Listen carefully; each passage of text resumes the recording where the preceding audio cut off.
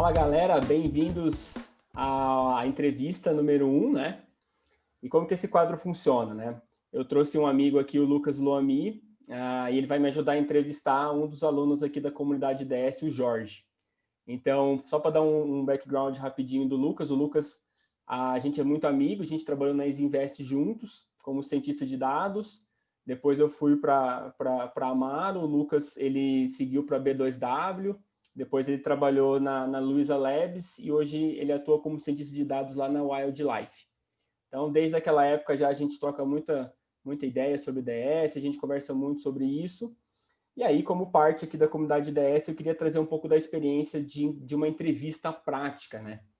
Então, trouxe o Lucas aqui com uma visão de fora da comunidade, também já entrevistou várias pessoas, nas empresas que ele passou também, ele foi responsável por contratar as pessoas de DS. Então, eu trouxe ele aqui para falar um pouquinho do projeto que o Jorge fez, que é o projeto do aluno número 1. E aí, a ideia é que o Jorge tenha aí um tempo para explicar um pouquinho como que ele fez o projeto, explicar os resultados que ele obteve.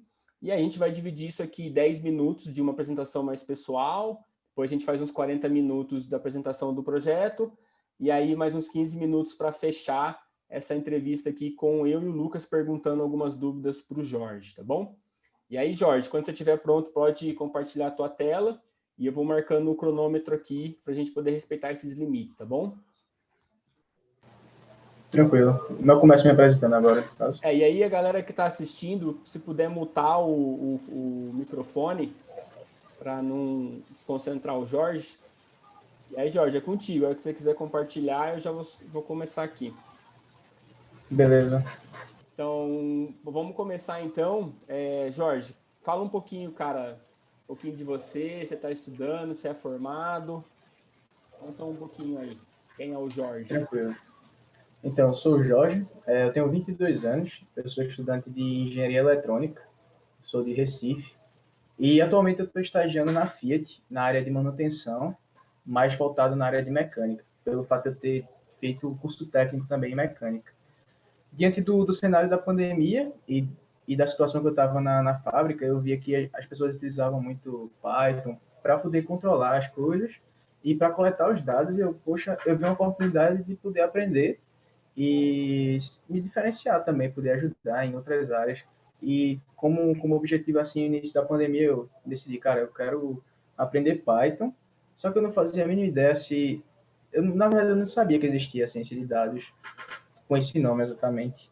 Então, eu comecei a estudar um curso de Python focado em análise de dados e dentro desse curso tinha alguns módulos de Machine Learning, de Deep Learning, da parte mesmo de análise exploratória de dados, e eu comecei a pegar gosto e eu comecei a gostar. Então, desde março eu comecei a estudar bastante e eu tô gostando muito. Eu realizei muitos cursos, aprendi muita coisa, tenho aprendido bastante com o pessoal da comunidade, com o pessoal do Data Science em produção, lendo bastante. E basicamente é isso, meu background mais técnico, né?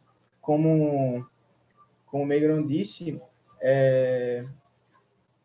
a comunidade basicamente ela é voltada a realizar projetos e eu sentia muita dificuldade disso. Eu não me sentia autônomo o suficiente para poder pensar por mim mesmo e desenvolver os projetos. Então eu era meio aquele cara que copiava código. Então, com certeza esse projeto foi bastante desafiador para mim porque eu pude pensar comigo mesmo e trocar ideia com o pessoal e não simplesmente chegar lá no Kaggle e copiar o código que o cara fez. E isso eu não aprendi dessa forma.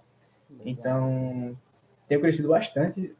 Esses últimos meses eu acho que foi um crescimento bastante exponencial. Eu fiquei muito satisfeito com o resultado que eu tive. Eu com certeza vai ter muitas coisas a serem melhoradas aqui, vocês vão pontuar muitas coisas que eu não sabia, mas já estou bastante satisfeito com isso aí. E também me sinto bastante privilegiado por poder mostrar o trabalho que a gente fez aí para vocês dois, para o Megan e para o Lucas.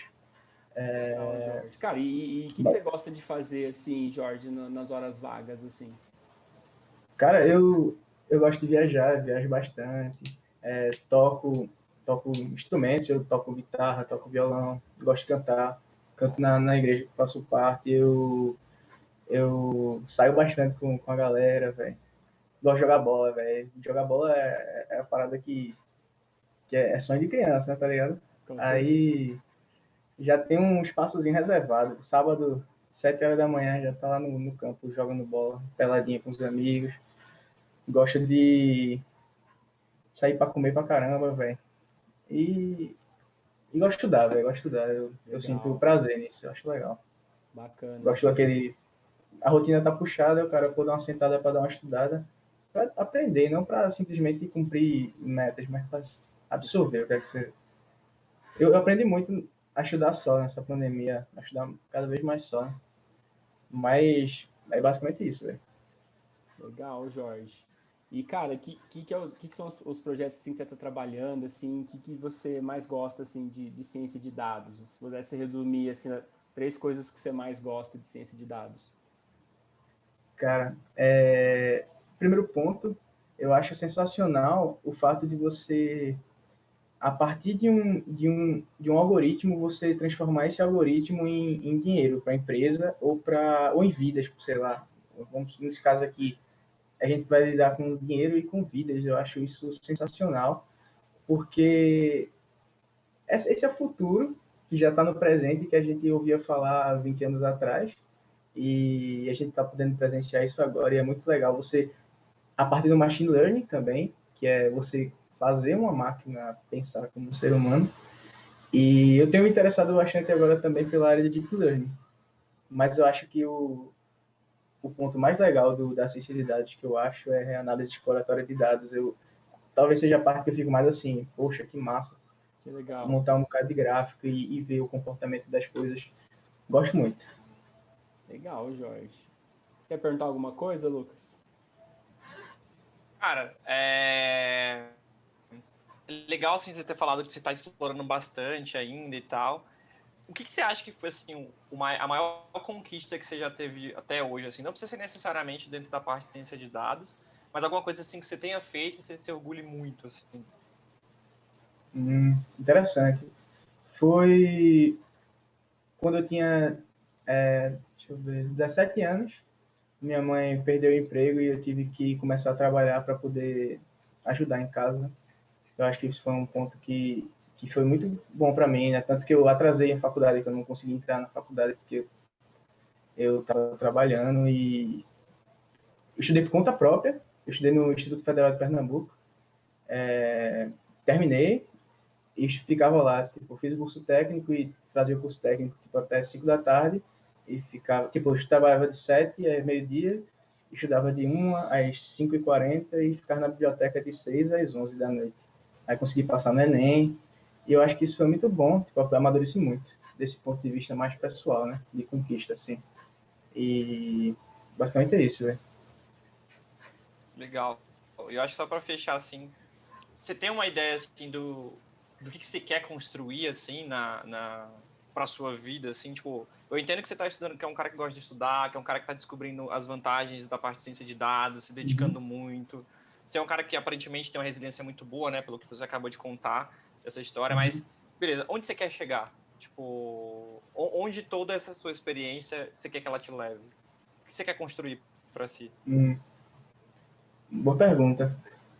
A curto prazo, eu quero ser cientista de dados e esse é o meu objetivo. Eu sinto muita dificuldade atualmente do ponto de vista de eu não estar formado e eu vejo muita vaga exigindo já graduação completa. Então, tem ainda 2 anos para me formar e eu estou estagiando também. Aí estou tentando migrar dentro de onde eu estou para a área de análise de dados. Já estou fazendo projetos de análise de dados dentro da fábrica, etc. Mas a curto prazo eu quero ser cientista de dados e a longo prazo eu quero poder empreender na área de ciência de dados, servindo algum produto que utilize a ciência de dados. É como um objetivo no meu futuro. Basicamente isso. Legal. Né? Eu Boa. vejo muitas startups surgindo, etc. Entende? Acho legal. Oportunidade tem bastante, cara. Pode ter Exato. certeza. Pô, que Isso legal. é bom. Obrigado aí, Jorge, compartilhar a tua história, velho. A gente tá estudando junto aí, mas eu nem conhecia, velho. A gente É, para melhorar aí da gente compartilhar umas histórias. Mas muito legal, velho. vamos para a prática, então. Vamos ver um pouco do teu case técnico. Aí eu queria que você compartilhasse a sua tela com a gente já está compartilhada, na verdade. Eu queria que você falasse um pouquinho do teu projeto. Então, conta um pouquinho do qual que era o problema, um pouquinho da tua estratégia, um pouquinho das coisas que você fez e os resultados que você obteve.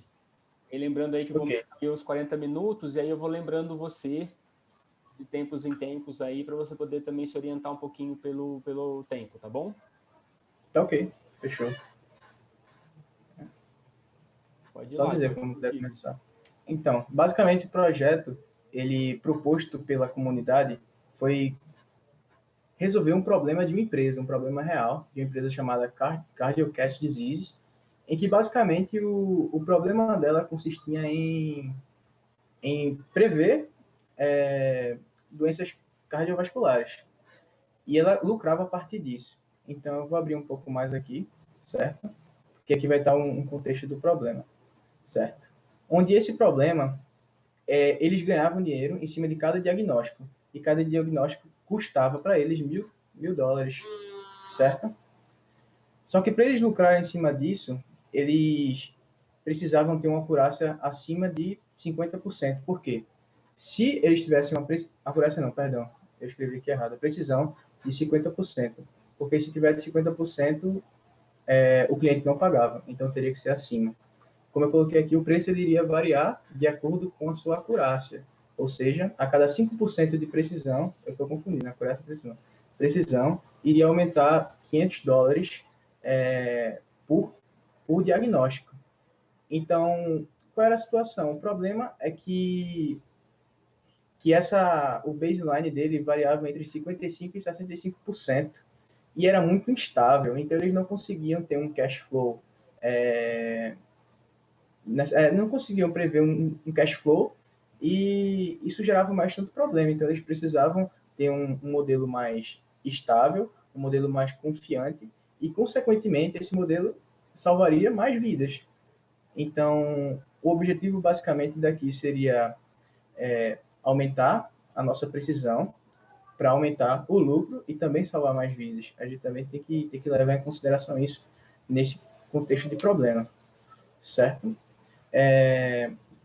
Como eu coloquei aqui, o preço, por que isso é necessário? Por que esse problema? Porque ele vai variar de acordo com a precisão e a gente quer uma solução mais estável, certo? Então, eu vou passar aqui por todas as etapas e a gente vai conversando. Eu também quero deixar claro que não é um monólogo, vocês também podem me interromper em qualquer momento.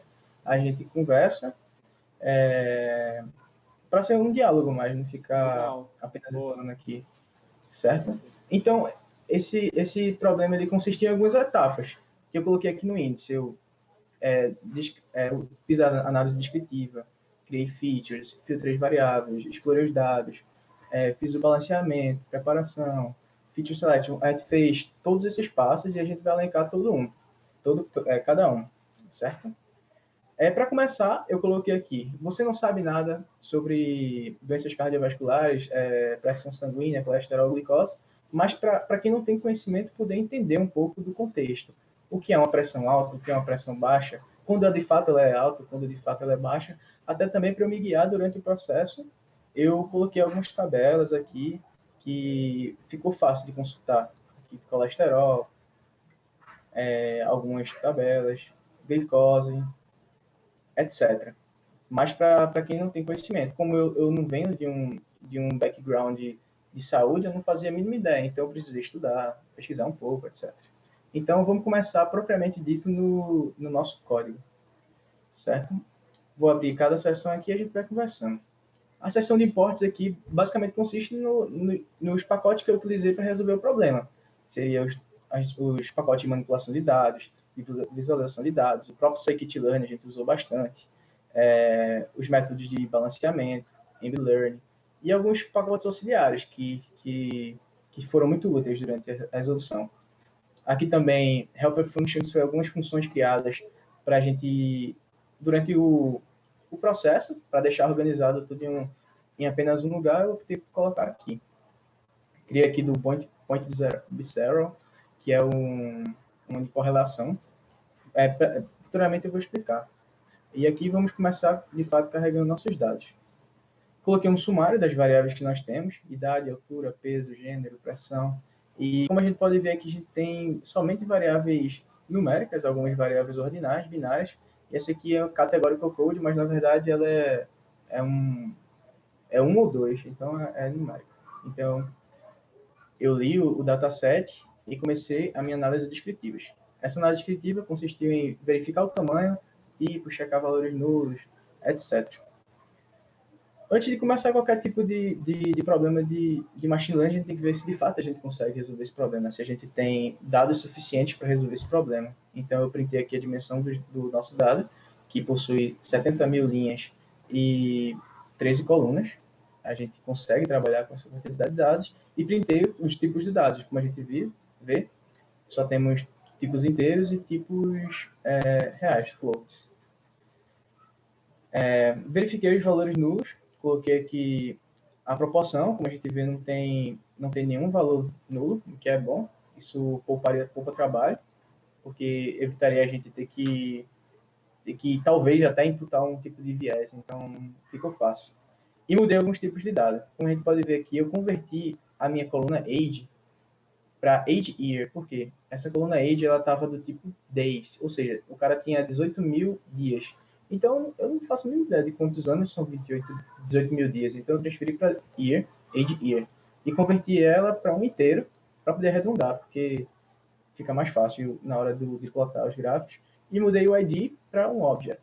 Futuramente eu irei retirá-lo, mas nesse ponto aqui eu tenho que deixar, caso eu precise. E printei aqui novamente os tipos, object e o resto inteiro. Fiz análise descritiva, que consistiu em analisar as variáveis numéricas e as variáveis binárias e ordinais. Fiz um plot da skill, que basicamente nos diz quando... Um plot não, só printei uma imagem para a gente ter uma noção do que é, né? Da skill, se ela for positiva, o nosso gráfico vai estar deslocado para a esquerda, se for negativo, para a direita. E da mesma forma, a nossa curtose, porque são algumas medidas que não são tão conhecidas com pessoas que não vêm, talvez, esse background. Então, eu optei por colocar aqui. As pessoas costumam mais saber de média, moda, mediana e desvio padrão. Então, fiz a minha análise estatística das minhas variáveis numéricas. E a gente pode tirar algumas conclusões. Por exemplo, a gente vê que a menor idade do nosso dataset é 29 anos. Então, a gente já exclui que não tem crianças. Só que a gente tem um problema, porque a gente vê que a altura aqui está 55 centímetros.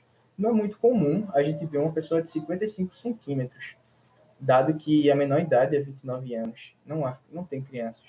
Então, fui pesquisar na literatura se era um caso de, talvez, nanismo, ou se era um caso de alguém que tem o fato baixo, mas não entra nesse valor, isso está muito distante. Então, isso é um potencial a ser um outlier. Da mesma forma, a gente consegue ver aqui esses valores dessas variáveis de pressão sanguínea. Cara, está muito alto aqui, 116.170, está muito alto, seria, no caso, 160... A gente costuma dizer, por exemplo, 12 por 8, esse aqui seria 160 por 8, ficaria muito alto, isso foge da realidade.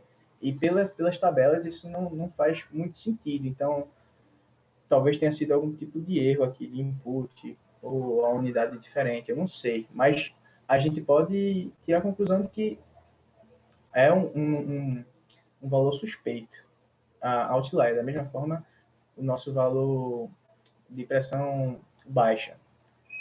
Nosso peso aqui, um peso de 200 quilos, é importante a gente levar em consideração que há pessoas que têm um nível bastante elevado de peso, e aqui pessoas com 2,5 metros. Então, isso aí vai ser mais... A gente vai abordar mais na hora de remover os outliers.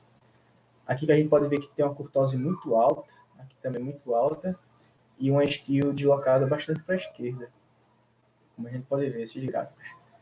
Então, basicamente é isso. Futuramente a gente vai poder plotar alguns gráficos para visualizar melhor e tratar ela de acordo com o nosso contexto. Certo? A partir disso, a gente fez a nossa análise bivariada para poder validar cada hipótese. Então, eu criei minha hipótese 1 aqui, que há mais casos de doenças vasculares em pessoas idosas.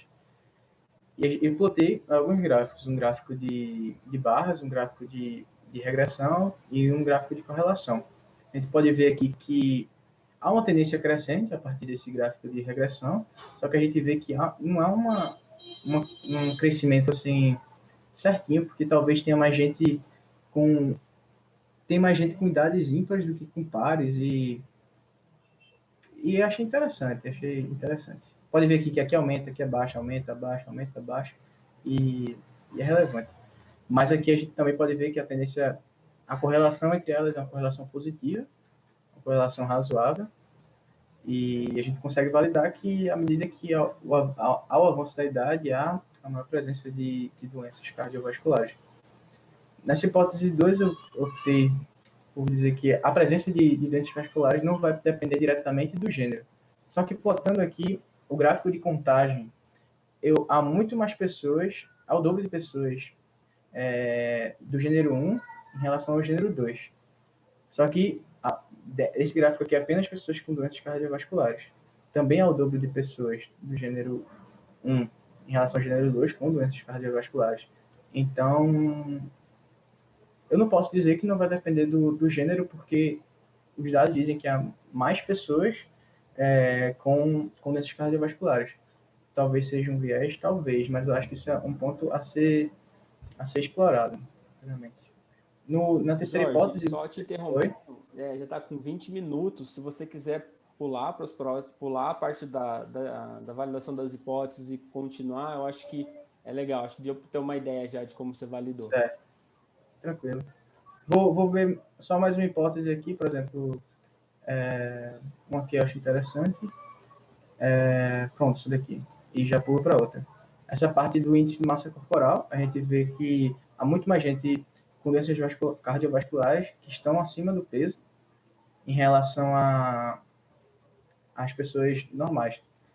Porém, a gente tem uma alta quantidade de pessoas com doenças cardiovasculares que possuem índice de massa corporal normal. Então, é interessante ver que está associado, mas também não é definitivo, entendeu? Aqui seria um gráfico de distribuição de como está as nossas variáveis e um gráfico de correlação, uma correlação positiva, não muito forte, mais fraca, mas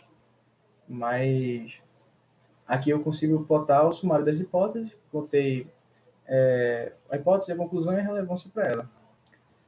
Feito isso, eu botei o sumário de métricas. A gente vê que em relação à acurácia, o LGBM ainda foi melhor. Em relação à precisão, ele não foi o melhor, mas a gente conseguiu um recall muito maior. Então, a gente tem que levar isso em consideração em relação à regressão logística. Certo? Mas a gente conseguiu aqui um recall de 68%. Só que o que aconteceu? A gente ainda está errando muito pessoas que tinham. Então, eu fiz o seguinte, eu vou mudar o threshold e priorizar o recall, porque eu não estava chegando numa precisão de 80% e eu queria pegar esse range de 75, 80 e aumentar o máximo que eu puder o recall para poder errar menos. Então, eu botei um threshold de 40, 0.40, e a gente conseguiu errar menos. A gente errou aqui, ó, estava 1.800 e pouco, a gente foi para 1.400, já foram 400 vidas, basicamente, na média. Então, nosso modelo melhorou um pouco, e a gente pode ver aqui, ó, eu diminui minha precisão, estava 79, eu diminui para 76, mas eu aumentei meu recall para 75. Então, foi um aumento razoável, a gente salvou, isso pesa na hora da gente modelar. E verifiquei a real performance do nosso modelo, 76%, e esse desvio padrão. Para tal, agora a parte importante, né? O que é que a gente ganha com isso? Quanto dinheiro a gente vai ganhar com essa solução? A gente sabia que o custo era de $1.000 pela máquina para pagar as pessoas que faziam, e que o preço vai variar de acordo com a precisão. A cada 5% de precisão aumenta $500. A gente obteve uma precisão de 75,6%.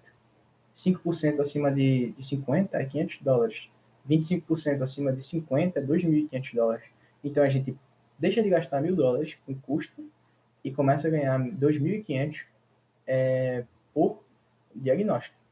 Então, dentre algumas perguntas solicitadas pelo CEO, a gente trouxe aqui a acurácia e a precisão, uma acurácia de 75% e uma precisão de 76%, um intervalo de confiança de 0,24 no pior cenário e 0,23 no melhor cenário, e nosso retorno financeiro, que antes, no melhor cenário de antes, se eu utilizasse a solução que tinha antes, aquela de 55% a 65%, no seu melhor cenário, a gente teria um retorno de 35 milhões, com um dataset de 70 mil pessoas.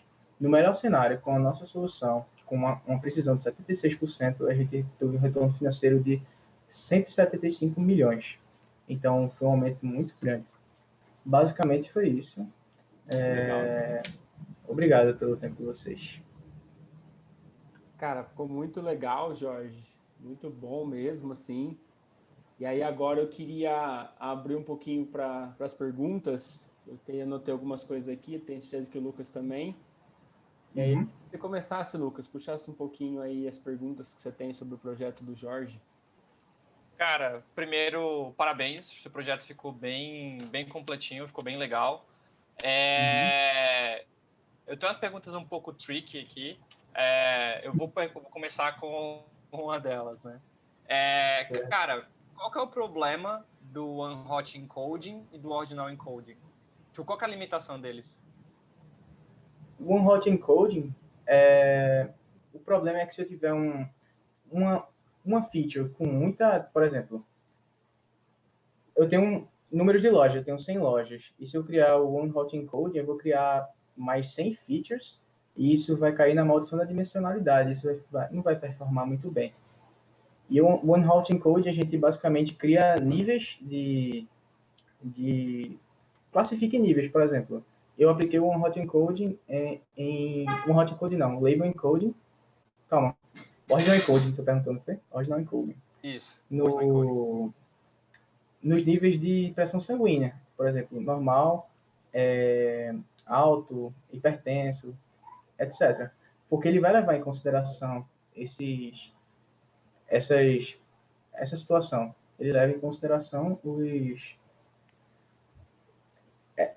o contexto em geral. Então, acho necessário aplicar mais quando a gente tem essa situação de ordinalidade, não aleatoriedade. Mas aí pensa o seguinte, tipo, quando você faz o ordinal encoding, você assume uma premissa muito forte sobre os dados. Qual que é essa premissa? Que o 1 é mais explicar importante que o 2. Que basicamente o 1 é mais forte que o 2, por exemplo. Não sei se eu estou certo. Tipo, você assume geralmente o seguinte, que tipo, que essa ordem faz muito sentido, mas você assume principalmente as proporções, né? Que tipo assim, se tem 1, 2, 3, 4, tá dizendo que tipo, o 1 é 3 vezes menor do que o 3, sacou? Mas Entendi. assim, não necessariamente essa é a realidade, sacou? Mas, beleza, gostei bastante. Acho que o Meiga não pode trazer um pouco da pergunta dele também. Eu queria perguntar, Jorge, cara, parabéns pelo trabalho, ficou realmente muito legal, assim. E eu queria que, não ficou muito claro para mim, assim, qual que foi a métrica que você usou no final para poder comparar os seus modelos, assim. Eu vi que você fez uma tabela ali de algumas métricas, mas o que você comparou com o que ali para falar que o LGBM é o melhor que os outros? Certo, deixa eu voltar aqui. Pronto. Eu utilizei o LGBM porque ele teve uma precisão maior em relação aos outros, porém o Logistic Regression ainda foi um pouco maior. Só que quando eu olhei o Recall, a gente está com o Recall um pouco maior, bastante maior em relação à regressão logística. E como a gente está tratando com um problema de predição de doenças cardiovasculares, a gente tem que levar em consideração que a gente tem que errar o mínimo possível, porque a gente está trabalhando com pessoas e com vidas.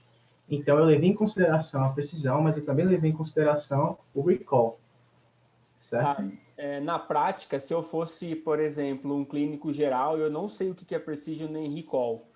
O que esses números significam para mim no negócio? Se eu usar, por exemplo, a LGBM aí com uma precisão de 80 e uma recall de 0,68, o que isso quer dizer para mim em termos de diagnóstico certo e errado no meu negócio? Certo. Significa basicamente que, aqui eu vou arredondar para 68% mesmo, do meu conjunto de dados que deveria ser então, positivo, eu classifiquei como positivo 68% deles. Basicamente isso. Positivo é o Então, quê? presença de doenças cardiovasculares. Tá. E a precisão? E a precisão de todo o das pessoas que têm problemas cardiovasculares foi as que eu classifiquei como presença de cardiovasculares, com doenças cardiovasculares. Tá. E qual que é a diferença do F1 score para o Kappa score? O F1 score ele é uma média harmônica entre o recall e o precision score. Ele é muito bom também para a gente poder reportar, ao invés de a gente reportar o recall e o precision, talvez reportar até o F1 score para o time de negócios. E o Kappa score ele é basicamente eu vou usar a explicação que tu deu. É como se tivesse dois avaliadores e a gente quer ver o quão de acordo esses avaliadores estão. A gente consegue ver também o quão aleatório o nosso modelo está. Se ele tiver um nível de desacordo muito grande, a gente está dizendo que o nosso modelo está fazendo as predições bastante aleatórias. Então, não está performando tão bem. Legal, Jorge. Valeu. Cara, dando um shiftzinho aí, acho que teve uma parte do teu trabalho que tu fez a eliminação dos outliers e tudo mais, né? Tá, pensando num nível um pouco mais macro, não necessariamente nesse problema, qual é o maior problema de você eliminar os outliers do seu dataset? A gente perde dados e a gente também pode perder a situação real do nosso problema, né? A gente vai alterar isso, a realidade dele. Só que para de fato a gente poder ter uma predição razoável, é necessário a gente tirar, claro. A gente não pode colocar, por exemplo, um outlier, talvez pode ser um erro de input. A gente não pode levar em consideração, a gente tem que levar em consideração isso. Então, para a gente evitar errar mais, então eu optei por tirar esses outliers, mesmo que eu fosse perder um pouco de dado. Quando eu verifiquei, porque eu tinha feito o print, aí no outro ciclo eu retirei, para ficar menos informação. Mas quando eu retirei os outliers, deu por volta de 3% do nosso conjunto de dados. Então não foi uma retirada tão grande. A gente ainda manteve uma boa quantidade para poder treinar o modelo. Mas, tipo, quando você fala assim, eu tô tirando os outliers para diminuir o erro e tudo mais, né? Isso é uma premissa ou isso é uma hipótese que você validou? Eu assumi como uma premissa. Tá. Mas aí... Eu fiz algumas pesquisas, etc. Entendi. E, cara, beleza, tipo, você eliminou esses caras e tal. Se você não tivesse eliminado eles e você quisesse trabalhar esses caras a nível de algoritmo, que tipo de coisa você poderia fazer para lidar com eles? Talvez utilizar um algoritmo que trabalhe bem com outliers. Ele já faz esse trabalho. Você tem exemplo de algum?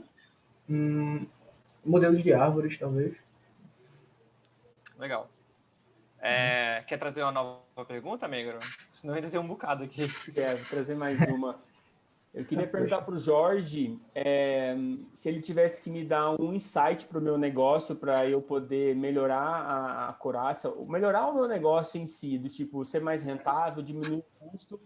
Qual que é esse insight que ele poderia me dar que eu poderia atuar amanhã e fazer o meu lucro aumentar ou o meu custo diminuir? Como a gente trabalha com dados e a gente treina modelos, a gente tem que partir da premissa que quanto mais dados, a gente vai ter mais informações do nosso problema e a gente vai poder treinar melhor o nosso modelo. Então, acredito que coletar mais dados, talvez coletar mais features, a gente poder criar mais features, talvez. Tá, mas Basicamente uma isso. limitação de coleta. Eu não tenho mais nada assim que eu possa fazer em termos de coletar dado. O que que ideia, que insight que você me daria para eu poder melhorar o meu negócio, baseado no que eu tenho agora, que é o que você está vendo aí? Uhum. Deixa eu dar uma pensada rapidinho.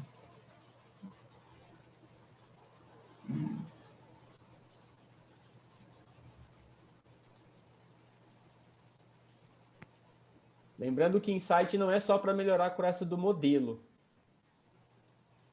Uhum. Pode me dar uma dica do que eu posso fazer para melhorar o meu negócio, assim. Não precisa ser melhorar a acurácia do modelo. Deu uma travada aqui.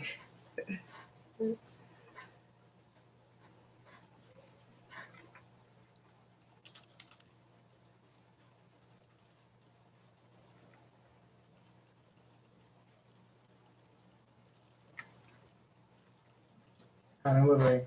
Eu tava com várias ideias, só que veio um. Não, tudo bem, tranquilo. Eu vou dar uma pensada. Tu pode fazer outra e eu Tá vou bom, pensando, talvez. Que... beleza, Tranquilo? tá bom. E aí, Lucas? Tá. Cara, acho que duas perguntas aqui que são, de certa forma, interligadas. Eu vi que você usou só o Boruta, né, para a parte de seleção de features, e depois meio que não fez sentido o resultado. Aí tu foi e botou umas paradas manuais na tua cabeça e por aí vai, né? Quais que são os métodos de feature selection que você conhece, assim, se você pudesse listar? E tem um outro ponto também.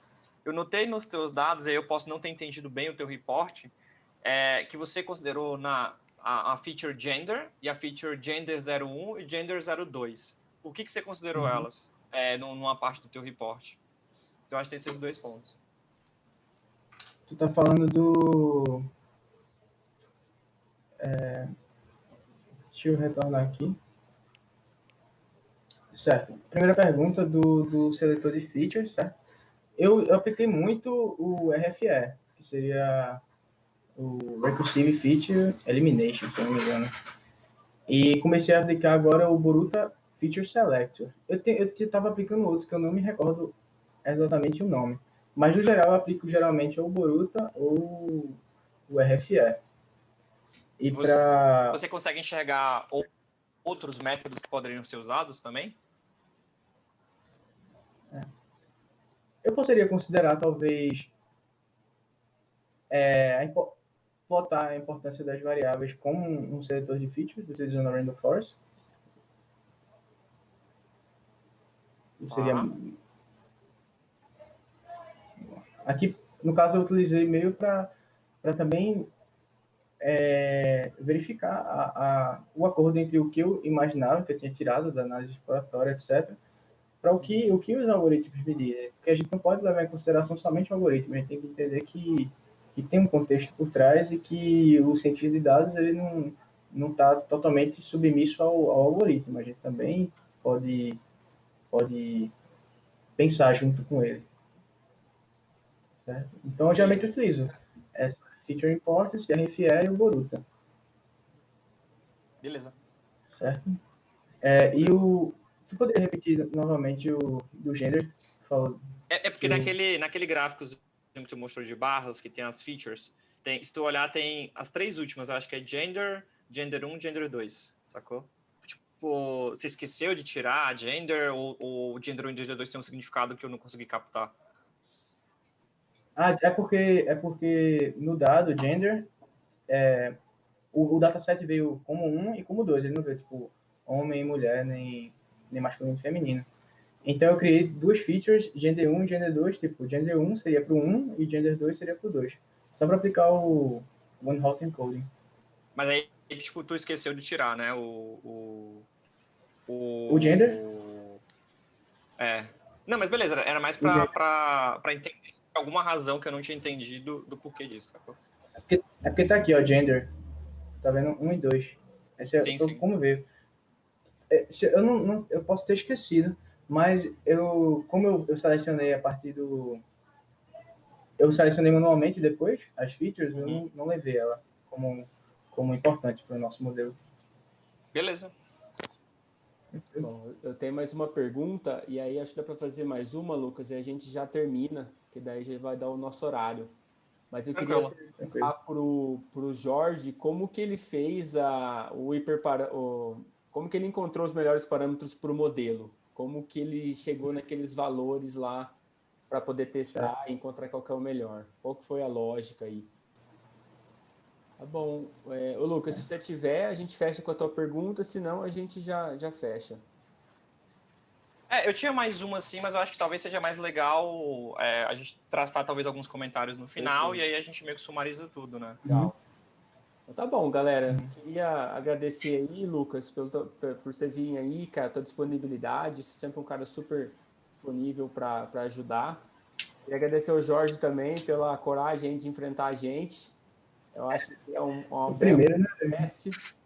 E é isso. Queria agradecer demais a vocês aí. Espero que vocês tenham visto um pouco de como que é a realidade. E é isso, galera. Obrigado demais aí. Valeu.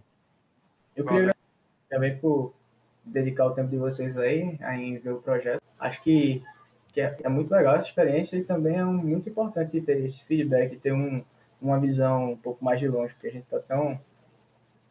tá tudo tão simples na nossa cabeça, mas quando a gente passa para outra pessoa e se não ficar tão claro, a gente precisa melhorar um pouco. Então, é Legal. legal ter esse feedback.